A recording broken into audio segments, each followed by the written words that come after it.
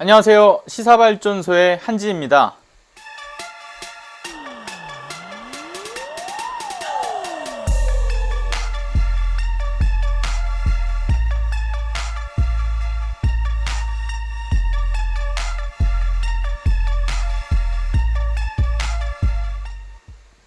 라임 사건 수사 뭉개기와 관련한 추가 의혹이 나왔습니다.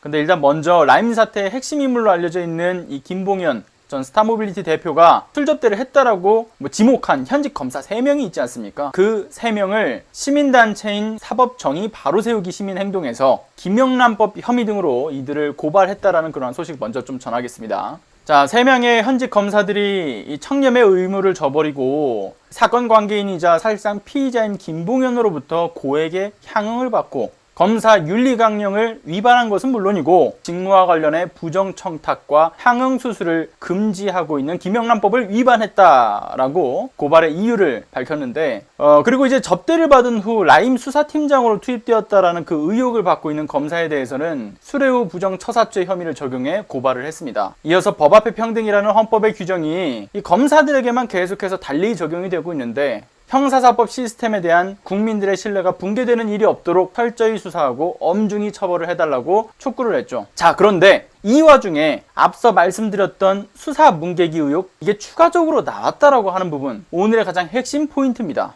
11월 3일 뉴시스에서 김봉현 접대 의혹 검사, 라임 몸통, 수사 뭉개기 주장, 이런 제목의 단독 보도가 있었습니다. 나의엽이라고 하는 검사가 라임 자산 운용 사태의 몸통이라고 추정되고 있는 메트로폴리탄의 실소유주인 김모 회장에 대한 고소 사건을 뭉갰다, 이러한 충격적인 주장이 그 내용이었는데, 참고로 여러분들 그 나의엽이라는 검사는 박훈 변호사가 공익적 차원에서 공개를 한다면서 이 김봉현 씨에게 술접대를 받은 그 검사들 중 한 명이라고 공개를 했던 인물이죠. 어쨌든 자세한 내용은 이렇습니다. 제보자가 1월 13일 날 메트로폴리탄의 실소유주인 김모 회장, 그리고 메트로폴리탄의 채모 대표, 라임 자산운용의 원종준 대표, 그리고 이종필 라임 전 부사장, 이들을 사기 및 배임 혐의로 고소를 했는데 이 사건을 맡았던 검사가 바로 나의엽 검사인 겁니다. 그런데 이 사건에 대한 수사가 제대로 진행이 되지 않자 제보자는 수차례 이 혐의를 입증할 자료를 추가적으로 제출을 하려고 방문을 했었고, 지난 3월 25일 세 번째 자료를 제출하러 간 그 당시에는 나의엽 검사의 사무실까지 직접 올라갔다고 해요. 그러고는 해당 사무실에 방문을 해서 나의엽을 직접 만나게 되었다고 하는데, 나의엽에게는 이런 말을 들었다고 하죠.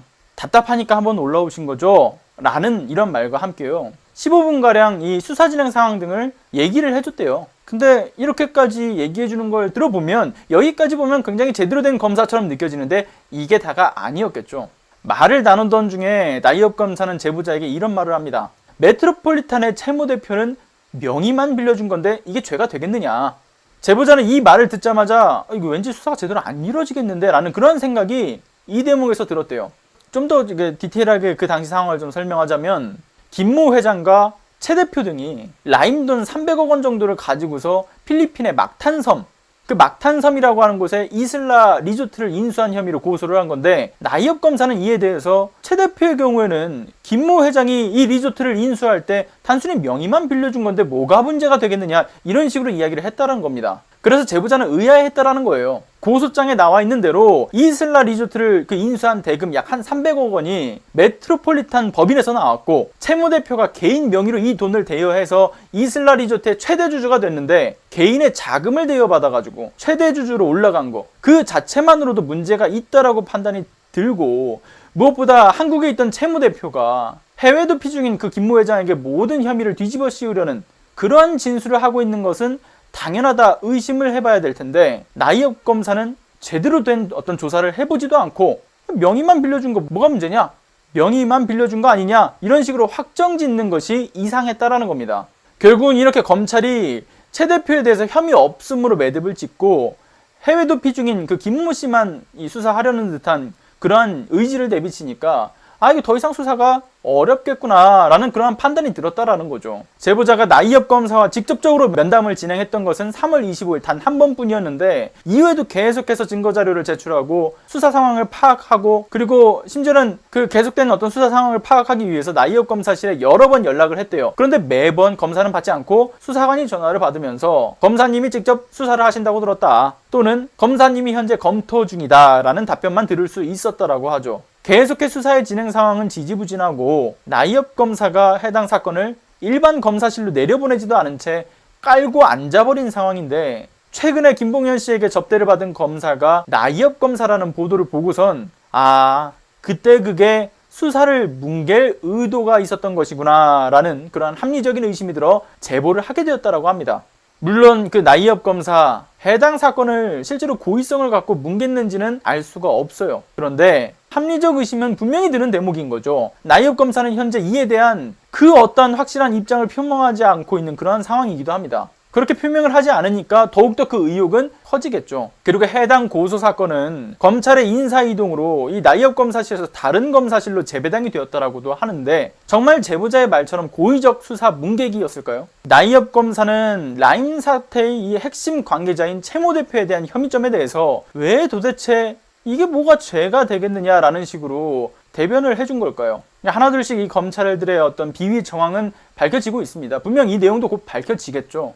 이 관련된 내용의 정보가 사실 많지는 않습니다. 그런데 그냥 이러한 의혹이 있다라는 정도로만 제가 말씀드렸지만, 해당 내용 분명히 추가적으로 밝혀질 거고요. 추가적으로 밝혀지는 대로 계속해서 관련된 내용 다루도록 하겠습니다. 오늘은 여기까지 하겠습니다.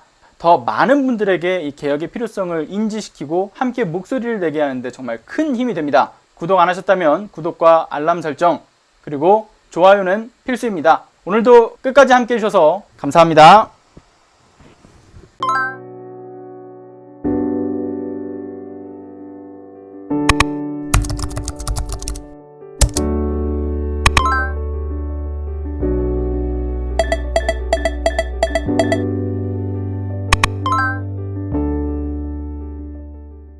안녕하세요.